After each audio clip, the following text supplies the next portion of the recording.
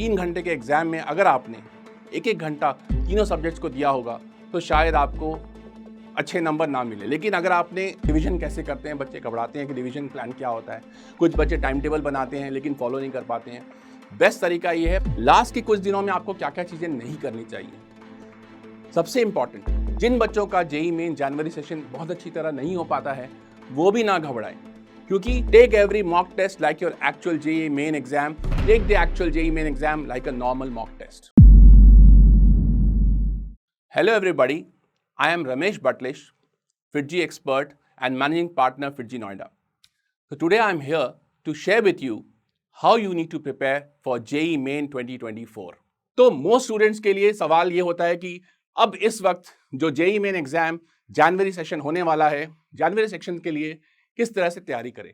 तो दोस्तों, जनवरी session of JEE main जो आपका 24 जैन से 1 फरवरी के बीच में होने वाला है, उसके लिए जो अभी 12th स्टडिंग और जो 12th पास आउट वाले बच्चे उनको क्या करना चाहिए। ये जो 3 वीक्स आपके सामने हैं, इन 3 वीक्स में आपको एक रिवीजन प्लान, प्रिपरेशन स्ट्रैटेजी बहुत अच्छी तरीके से प्लान करना होगा। तो मैं आपको बताता हूं कि जो बच्चे 12th बोर्ड एग्जाम्स लिख रहे हैं उनको इस वक्त क्या करना चाहिए। 12th बोर्ड एग्जाम्स, आपको पता है कि जेईई मेन का सिलेबस और 12th बोर्ड एग्जाम सीबीएसई का सिलेबस ऑलमोस्ट सिमिलर है। तो मैं आपको एडवाइस करूंगा कि इन दोनों की तैयारी पैरेलली करें। बोर्ड एग्जाम्स जो बच्चे प्री बोर्ड्स लिख रहे हैं वो प्री बोर्ड्स के दौरान ही उन चैप्टर्स को जेईई मेन लेवल के लिए भी तैयार करें। साथ ही मॉक टेस्ट दें। रेगुलरली आप मॉक टेस्ट अगर देंगे तो इससे आपको एग्जाम की तैयारी बेहतर रूप से करने का मौका मिलेगा। मॉक टेस्ट के साथ बहुत ज़रूरी है कि आप टेस्ट एनालिसिस करें। टेस्ट एनालिसिस क्या होता है? एग्जाम लिखने के बाद आप ये देखें कि कौन से क्वेश्चंस आपके सही हैं, कौन से क्वेश्चंस आपने गलत किया है और उसके रीजंस क्या हैं। अगर आप उन रीजंस को टाइमली पहचान लेंगे तो शायद आपको अपने नंबर मार्क्स को इम्प्रूव करने का मौका मिलेगा। साथ ही आपको इस चीज़ का ध्यान रखना है कि जो क्वेश्चंस इजी और मीडियम लेवल के हैं उनको ज़रूर एग्जाम में सॉल्व कर लें। जो चैप्टर्स आपने अभी तक टच नहीं किए हैं या आपको लग रहा है सिलेबस आपने कंप्लीट नहीं किया है, उन चैप्टर्स के ऊपर अभी फोकस फिलहाल ना करें। लेकिन एग्जाम वाले दिन इंश्योर करें जो इजी और मॉडरेट लेवल के चैप्टर्स के क्वेश्चंस हैं वो आप ज़रूर सॉल्व करें। मैं आपको अब बताऊंगा कि अच्छे नंबर लाने के लिए आपको क्या स्ट्रैटेजी रखनी पड़ेगी। नाउ, एग्जाम जो है आपका 3 घंटे का है। 3 घंटे के एग्जाम में अगर आपने एक एक घंटा तीनों सब्जेक्ट्स को दिया होगा तो शायद आपको अच्छे नंबर ना मिले। लेकिन अगर आपने सही स्ट्रैटेजी के साथ अटेम्प्ट किया क्वेश्चंस को, आपके नंबर अच्छे आ सकते हैं। तो आपको मैं एक स्ट्रैटेजी अभी बताता हूं जिससे आपके नंबर बहुत अच्छे आ सकते हैं। आपके पास 3 घंटे का पेपर है। 3 घंटे में आप एक एक घंटा रफली तीनों सब्जेक्ट्स को दे सकते हैं। इसमें से आप एक काम करिए, पेपर को 2 राउंड्स में लीजिए। फर्स्ट राउंड में आप 40 मिनट आप एक सब्जेक्ट पे लगाइए, 40 मिनट दूसरे सब्जेक्ट पे और 40 मिनट तीसरे सब्जेक्ट पे। मैं अज्यूम कर रहा हूं कि आपने बहुत अच्छी तैयारी कर रखी है, 2 या 3 साल की मेहनत करी, मेहनत के बाद आपने अपने आप को तैयार कर रखा है। तो आपकी एक एवरेज स्पीड होगी 3 से 4 मिनट। मान लेते हैं 4 मिनट आपका एवरेज स्पीड है। 4 मिनट में आप एक क्वेश्चन कर पाते हैं, तो इस तरह से 40 मिनट में आप 10 क्वेश्चन को अटेम्प्ट कर पाएंगे। और अगर आपने 10-10 क्वेश्चन तीनों सब्जेक्ट्स के अटेम्प्ट कर लिए तो 30 क्वेश्चन अगर आपने सही कर लिए तो आपको 120 नंबर जेईई मेन में निश्चय है। इसके बाद आपने फर्स्ट राउंड के बाद सेकंड राउंड आप उस सब्जेक्ट से स्टार्ट करें जो आपको पहले राउंड में आसान लगा हो।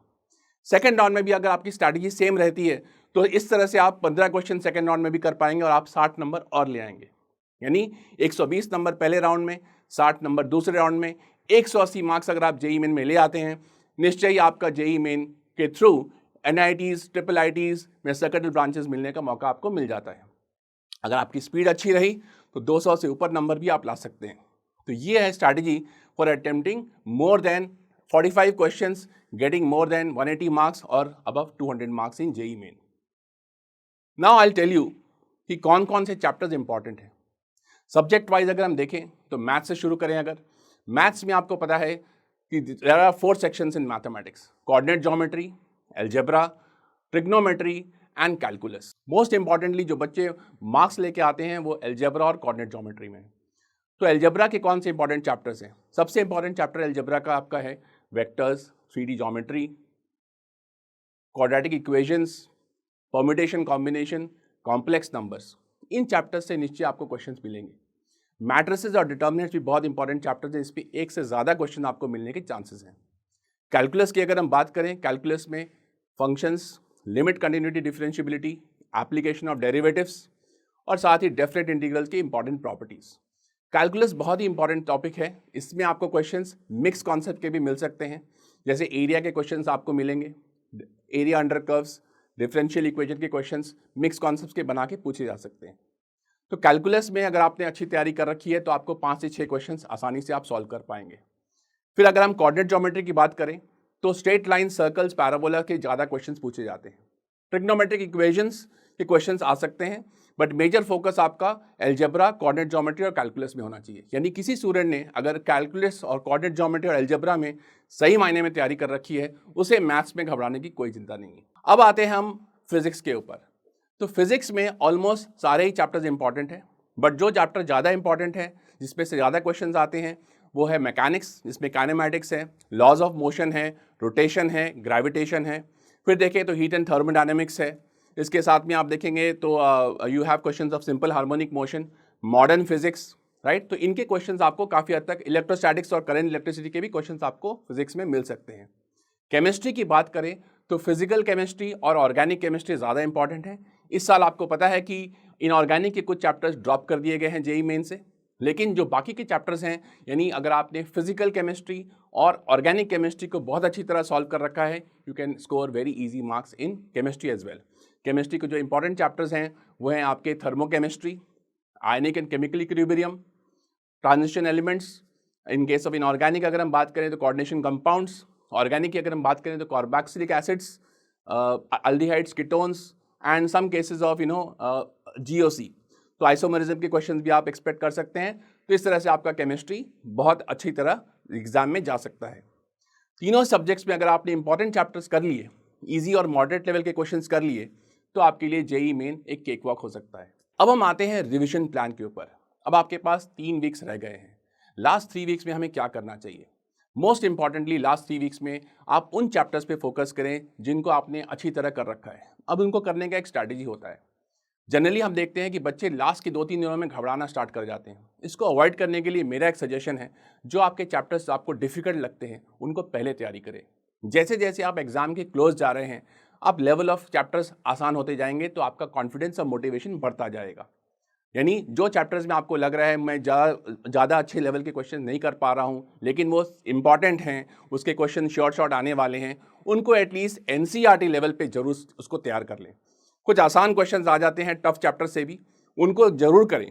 एग्जाम में मैं फिर दोहराऊंगा, ईजी और मॉडरेट लेवल के क्वेश्चंस आप ज़रूर करें, बिकॉज एनसीईआरटी लेवल पे अगर आप फोकस करके तैयारी कर रहे हैं तो एनसीईआरटी के सारे क्वेश्चंस आप कर पाएंगे, क्योंकि आपने बोर्ड एग्जाम की भी तैयारी कर रखी है और एनसीईआरटी आपके लिए टफ टास्क नहीं होगा। तो एनसीईआरटी को अच्छी तरह करें तीनों ही सब्जेक्ट्स में। मैथ्स में अगर हम बात करें तो रेगुलरली 1 से 2 घंटे प्रैक्टिस जरूर करें। सारे ही चैप्टर्स के formulas, concepts at a glance को रोज पढ़ें। आपका ये जो जेईई मेन का एग्जाम है, ये 3 घंटे का एग्जाम है। इस 3 घंटे के एग्जाम में आपके फिजिक्स, केमिस्ट्री और मैथ्स तीनों सब्जेक्ट से क्वेश्चन पूछे जाएंगे। यानी आपकी रिवीजन प्लान ऐसी होनी चाहिए कि आप तीनों सब्जेक्ट को रोज पढ़ें। ऐसा नहीं कि आज फिजिक्स डे मनाना है, मुझे आज मैथ्स का डे मनाना है। तीनों ही सब्जेक्ट्स को अगर आप इक्वल टाइम देंगे तो आपकी बॉडी माइंड ट्यून हो जाएगी एग्जाम के लिए। 3 घंटे का एग्जाम है ये, यानी आप डे को 3 पहर में बांट लें, morning, afternoon, evening. Morning time में आप अपना फेवरेट सब्जेक्ट पढ़ना चाहें, आप उससे स्टार्ट करें। पॉजिटिव थॉट्स रखें, believe in your self. Most importantly अब ये लास्ट के 3 वीक्स जो है, आपको अपने स्ट्रेंथ्स पे वर्क करना है, आपको वीकनेसेस को भी स्ट्रॉन्ग करना है। तो इसलिए पॉजिटिव स्टार्ट रखें, अपने फेवरेट सब्जेक्ट से मॉर्निंग स्टार्ट करें, ग्रेजुअली आप आगे बढ़ें। 2 से 3 चैप्टर्स को रोज प्रिपेयर करने की प्लानिंग करें। आप जैसे रिवीजन करना चाहते हैं, रिवीजन कैसे करते हैं, बच्चे घबराते हैं कि रिवीजन प्लान क्या होता है। कुछ बच्चे टाइम टेबल बनाते हैं लेकिन फॉलो नहीं कर पाते हैं। बेस्ट तरीका ये है, प्लान योर डे। आपको पता है कि ये मेरे इतने चैप्टर्स हैं, अगर आपके पास 10 चैप्टर्स हैं रिवाइज करने के लिए, आप 2 चैप्टर से स्टार्ट करें। जैसे जैसे कॉन्फिडेंस बिल्ड होता जाएगा, आपकी स्पीड बढ़ती जाएगी। आज आपने मान लिया फिजिक्स के 2, केमिस्ट्री के 2, मैथ्स के 2 चैप्टर रिवाइज किए, आपकी स्पीड डेवलप हो गई। कल को आप 3 चैप्टर रिवाइज कर सकते हैं। रिवीजन के लिए इंपॉर्टेंट ये होता है कि आप थ्योरी पढ़ें, सॉल्व प्रॉब्लम्स देखें, प्रीवियस ईयर्स PYQs के क्वेश्चंस लगाएं, और हो सके तो कुछ बेसिक कॉन्सेप्ट्स के क्वेश्चन ज़रूर लगाएं। आप 8 से 10 क्वेश्चन अगर हर एक चैप्टर के सॉल्व करें तो आपके एक दिन में 30 से 40 क्वेश्चन सॉल्व करने की स्पीड बन जाएगी। साथ ही आप मॉक टेस्ट लें। मॉक टेस्ट कैसे लेना है मैंने आपको बताया। एग्जाम टाइमिंग्स आपके 9 से 12 और 3 से 6 है, यानी मॉक टेस्ट आप उन्हीं टाइम्स में लें जिस टाइम पे एक्चुअल एग्जाम है। इससे आपका body cycle, biological cycle set हो जाएगा, आपकी थिंकिंग एबिलिटी उस दौरान के एग्जाम के दौरान की सेट हो जाएगी। एग्जाम वाले दिन को बहुत ज़्यादा इंपॉर्टेंट डे ना माने, एवरी डे इज़ इम्पॉर्टेंट। जैसे आप अपने एग्जाम वाले दिन में अपने आप को देखना चाहते हैं, इन 4-5 हफ्तों में इन 2-3 हफ्तों में अपने आप को उसी तरह से ढाल लें। मॉर्निंग टाइम की अगर हम बात करें, अगर आपको लग रहा है आपका एग्जाम 9 से 12 होने वाला है, तो आपको 6 से 7 के आसपास घर से निकल जाना होगा, 7:30-8 बजे सेंटर पहुंच जाना होगा। So you have to plan your wake up time properly, so sleep adequately, have a maintain a proper body cycle, keep your self physically mentally fit. घबरा रहे हैं ज़्यादा तो आप अपने सीनियर्स या पेरेंट्स या टीचर से बात करें, क्योंकि बहुत ज़रूरी है ज़्यादा डिस्ट्रैक्ट ना हो। लास्ट के कुछ दिनों में आपको क्या क्या चीज़ें नहीं करनी चाहिए। सबसे इंपॉर्टेंट, कुछ नया मत स्टार्ट करें, क्योंकि जब नया कुछ स्टार्ट करेंगे तो आपका नर्वसनेस, पैनिक सिचुएशन में आप जल्दी आएंगे। मेरा सजेशन ये है कि जो आपने अच्छी तरह कर रखा है, अपने ऊपर विश्वास रखें, अपने हैंड रिटन नोट से ही प्रिपेयर करें, नए बुक्स को टच ना करें, अपने टीचर से बात करें, सब्जेक्ट रिलेटेड प्रॉब्लम्स हो तो टीचर से बात करें, कुछ लाइफस्टाइल रिलेटेड प्रॉब्लम्स हो, कोई डिस्टर्बेंस हो, कॉन्फिडेंस लो फील कर रहे हो, पेरेंट्स से बात करें या मेडिटेट करें। स्लीप साइकिल को ठीक रखें, 6 से 7 घंटे की स्लीप आपके लिए बहुत इंपॉर्टेंट है। Avoid over sleeping during the day, avoid late night studies. At the same time take all mock tests on the actual lines of JEE Main every alternate day. Do test analysis daily so that you know what are your strengths and weaknesses. With proper time management, proper strategy, write the exams, write the mock test, take every mock test like your actual JEE Main exam, take the actual JEE Main exam like a normal mock test. This is the key to your success. तो जो बच्चे board exams लिख रहे हैं और JEE Main के exam भी लिख रहे हैं, उन्हें अपना टाइम कैसे मैनेज करना चाहिए। मान लीजिए आप एक स्टूडेंट हो जिनके अभी प्री बोर्ड्स चल रहे हो, तो जब आप अपने प्री बोर्ड्स की तैयारी कर रहे हैं, आपके JEE मेन के टॉपिक्स भी प्री बोर्ड वाले टॉपिक्स के साथ मैच कर रहे हैं, उस केस में मैं आपको एडवाइस करूंगा कि नोट्स और थ्योरी पार्ट सिर्फ NCERT से आप प्रिपेयर करें, और जो आप क्वेश्चन सॉल्व करें, क्वेश्चन सॉल्व करते समय कोशिश ये रखें कि आप PYQs को भी कंसिडर करें। आप एटलीस्ट 10 से 15 क्वेश्चन रोज सॉल्व करने की एबिलिटी रखें। आपको पता है कि आपके बोर्ड एग्जाम्स में मोस्टली जो क्वेश्चंस आएंगे वो सब्जेक्टिव होंगे, एंड जो एंट्रेंस एग्जाम में क्वेश्चन आने वाले हैं वो ऑब्जेक्टिव है। तो इसका मतलब ये होगा कि आपको ऑब्जेक्टिव लेवल के क्वेश्चंस को साथ साथ करना है, और सब्जेक्टिव लेवल के क्वेश्चंस के जो आपके टीचर्स ने जो गाइडेंस दी है बोर्ड एग्जाम्स को लिखने के लिए, उन गाइडेंस को भी ध्यान रखें, क्योंकि आपके सब्जेक्टिव मार्क्स में स्टेप मार्किंग्स भी होती हैं, लेकिन जो ऑब्जेक्टिव एग्जाम है वो आप शॉर्टकट लगा के सॉल्व कर सकते हैं। तो मेरा ये कहना होगा कि आप जब थ्योरी पढ़ें NCERT से, 10 से 15 क्वेश्चंस रेगुलरली सॉल्व करें। रीज़न 10 से 15 का ये रहता है कि आपको पता है कि आपको 30 क्वेश्चंस में से 15 to 20 क्वेश्चंस टारगेट करके चलना ही है, तो इसलिए आप एक नॉर्मल रूटीन बनाइए कि आप 10 से 15 क्वेश्चंस ऑब्जेक्टिव भी सॉल्व करेंगे हर चैप्टर के जब आप रिवाइज कर रहे हैं। बोर्ड एग्जाम्स के दौरान भी आपको पता है, देखिए एक और इम्पॉर्टेंट चीज़ जो मैं आपको बताना चाहूँगा अभी, कि JEE मेन का एग्जाम 2 स्टेजेस में हो रहा है, जनवरी अटेम्प्ट और अप्रैल अटेम्प्ट। इसके बीच में आपके प्री बोर्ड्स हैं और फाइनल बोर्ड एग्जाम्स हैं।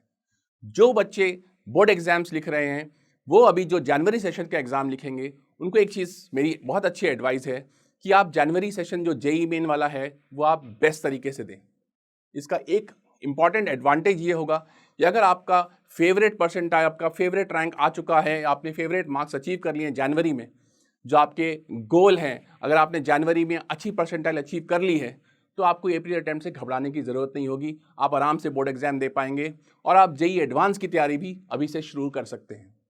जिन बच्चों का JEE मेन जनवरी सेशन बहुत अच्छी तरह नहीं हो पाता है, वो भी ना घबराएं, क्योंकि आपके पास एक अप्रैल अटेम्प्ट बचा हुआ है, और इस दौरान जनवरी अटेम्प्ट को आप एक लेसन मानते हुए, उससे सीख लेते हुए, उसमें अपनी गलतियों को आइडेंटिफाई करते हुए उनको सुधारें। ये 2-3 महीने आप सुधारने का काम करें और अप्रैल अटेम्प्ट को फुल कॉन्फिडेंस के साथ अपीयर करें।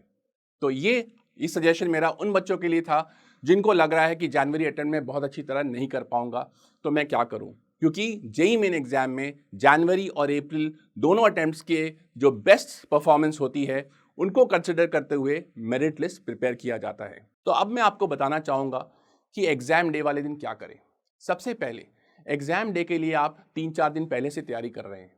आपकी नियमित रूप से स्लीप साइकिल सेट हो चुकी होगी, अपने आप को आपने बायोलॉजिकली सेट कर रखा होगा कि मुझे इतने बजे उठना है, इतने बजे सोना है, मेरे एग्जामिनेशन सेंटर क्या है उसके बारे में आपको आइडिया होगा। हो सके तो एक दिन पहले एग्जामिनेशन सेंटर अपने पेरेंट को या किसी को भेज के चेक करवा लें, ताकि आपको अगले दिन मॉर्निंग में परेशानी ना हो। अगर आपका टेस्ट सेंटर थोड़ा दूर है तो एक दिन पहले वहाँ पहुँच जाएँ, सो डैट आप एग्जाम से पहले किसी तरह की एक्सटर्नल डिस्टर्बेंसेस से आपकी परफॉर्मेंस अफेक्ट ना हो।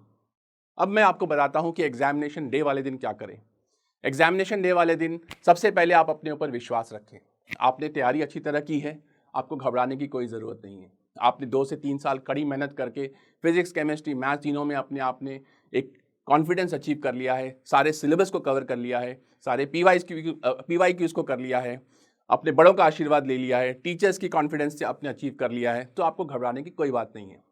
बस ये ध्यान रखना है कि उस 3 घंटे में आप अपना बेस्ट परफॉर्मेंस दें।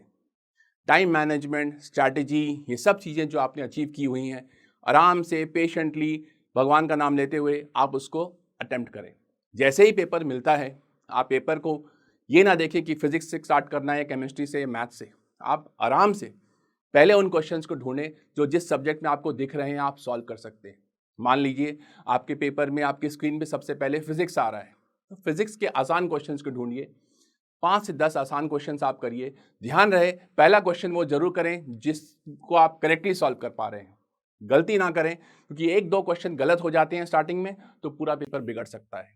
तो आपको ध्यान रखना है कि पहले पेपर जो पहला क्वेश्चन आप करें वो सही हो, और इससे आपका कॉन्फिडेंस लेवल एग्जाम के दौरान ही इंप्रूव हो जाएगा। फिर आप दूसरे तीसरे क्वेश्चन के आगे बढ़ते जाएं, और जो मैंने आपको टाइम मैनेजमेंट टेक्निक बताया है कि आप 1 घंटे में से 2 राउंड्स में एक सब्जेक्ट को अटेम्प्ट करें, ऐसे ही तीनों सब्जेक्ट्स को आप 2-2 राउंड्स में करें। तो इससे आपका क्या होगा, सारे आसान क्वेश्चंस और मॉडरेट लेवल के क्वेश्चंस आपसे अटेम्प्ट हो जाएंगे। कुछ क्वेश्चन जो डिफिकल्ट और ट्रिकी होंगे उनको अवॉइड करें।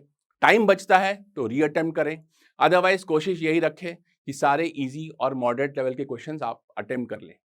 कोशिश आपको ये रखनी है कि आप 180 प्लस या 200 मार्क्स का बैरियर क्रॉस कर लें।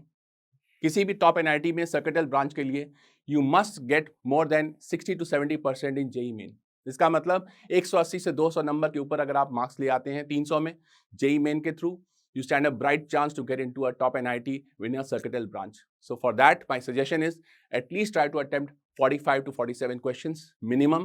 And if you are having the right speed, कोशिश करके 50 क्रॉस कर जाए तो आपकी स्कोर जो है 200 के ऊपर आ सकते हैं। So dear students, I believe whatever I have spoken today will benefit all of you. And इस जोश टॉक के माध्यम से मैं सारे बच्चों को बेस्ट ऑफ लक विश करना चाहूँगा। तो all the best from Ramesh Batlish from FIITJEE.